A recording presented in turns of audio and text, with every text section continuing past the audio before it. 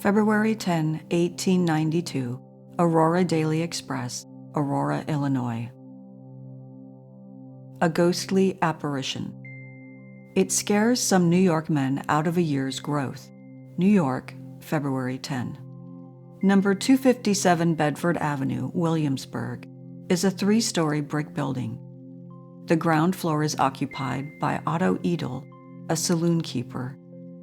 He lives with his family on the 2nd floor. The top floor is occupied by a Mrs. Lee Fisher, a widow. At about 5:30 a.m. Monday, Matthew Shaw of North 7th Street and Edward Dealin of number 201 North Street were taking a drink with the bartender, William Coffey. As they raised the glasses to their lips, they heard a shriek and a heavy fall in the hallway outside the saloon. They found Albert Meehan, a young milkman who came to the house daily, lying unconscious in the hallway. When Meehan recovered, he made a dash for the street. He told the barkeeper he had seen a ghost in the hallway. The men laughed at him and returned to the house to investigate. On reaching the first landing, the three screamed and tumbled head over heels down the stairs. At the end of the landing stood a tall figure. Up to its waist, it was clad in some white material, but above it was a skeleton. As the man gazed at the apparition, the skeleton raised its right arm and opened its jaws. When the men reached the street, 2 of them fainted. Dr. Feeney had them under his charge all day and says that they are suffering from shock. A crowd gathered around the house Monday night to watch for the phantom.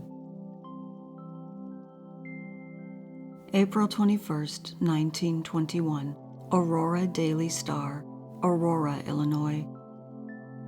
Trenton ghost keeps dates. Spirit of suicide comes back and creates great excitement in neighborhood. Is very noisy for spook. Widow forced to seek medical treatment for shattered nerves. Brother-in-law has encounter with spirit and falls senseless. Trenton, New Jersey. Page Sir Oliver Lodge, the ghost of John Koch, suicide, and would-be slayer of Theodore Oppendaker is walking.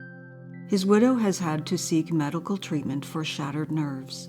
His brother-in-law, Stephen Hannon, has been so upset that on one occasion he fell to the floor in a faint.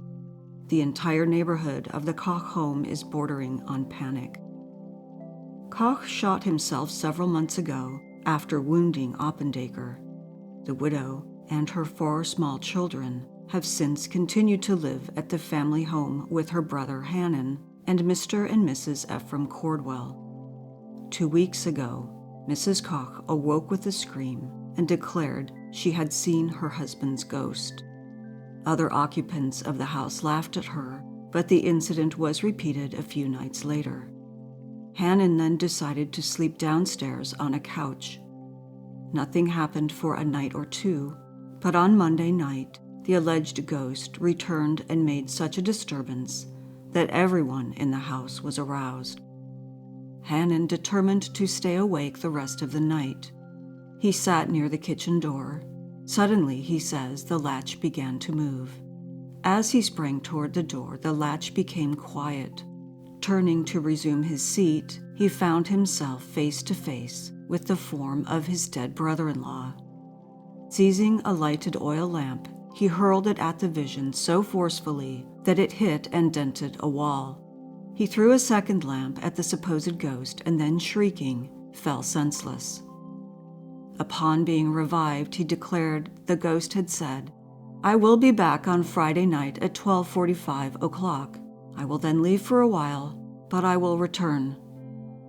Friday night, Hannon and Cordwell took positions on either side of the kitchen door, and when the latch began to dance, they rushed to open it, only to find themselves looking at each other.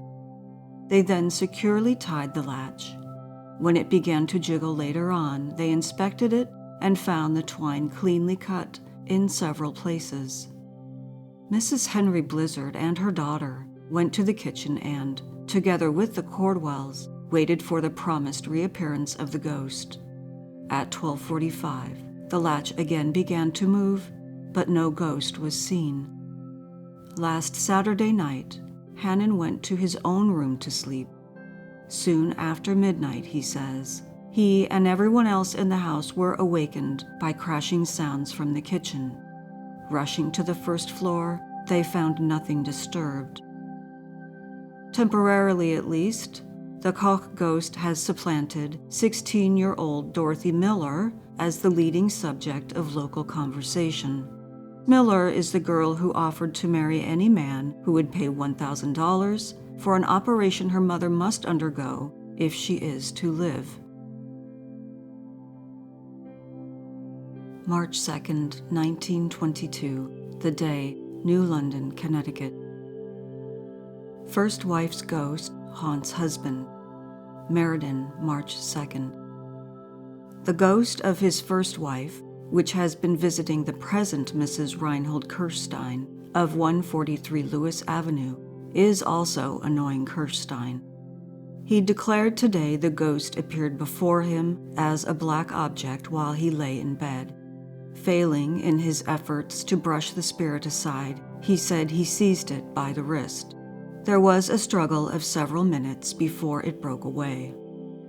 This incident soon following a memorable appearance of the spook to Mrs. Kirstein, when the apparition became violent and choked her, also hurling a flat iron out of her hand, has excited and disquieted the entire neighborhood. The couple called in their pastor, the Reverend S.F. Glazer of St. John's Lutheran Church, and they hope he will banish the spirit. Kirstein, a widower with 3 young children, married last July, 6 months after the death of his first wife. August 17, 1957, Lewiston Evening Journal, Lewiston, Maine. Mighty weird happenings blamed on Illinois ghosts. Wilmington, Illinois, AP. No one has seen any sheet-draped forms drifting around yet, but there have been some mighty weird happenings laid to ghosts in nearby Rest Haven. Mrs. Wayne Saltwettle, Wilmington correspondent of the Joliet Herald News, said that while she was investigating reports of ghosts in a house, soap and soap dish hurtled from the bathroom wall, a stuffed kitten jumped off a television set twice, and magazines slid mysteriously from an end table. The reporter was assigned the story after Mr. and Mrs. James Mulcalucky and a granddaughter, Susan Wall, 15, reported to the Will County Sheriff's Office that ghosts were bothering them. They gave this account. During the last week, a crocheting needle floated from a sewing box on their patio into the bedroom. A shoehorn from a bathroom medicine cabinet flew into the living room.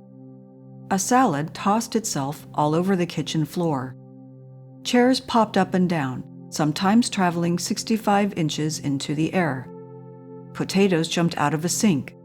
Tomatoes leaped up and splattered the kitchen ceiling. A cabbage and a 1/4 pound of butter hit Susan. Mothballs bounced from a bed, and a tube of toothpaste wouldn't stay in a suitcase. Police haven't yet come up with a satisfactory answer to the apparently free movement of the lifeless objects.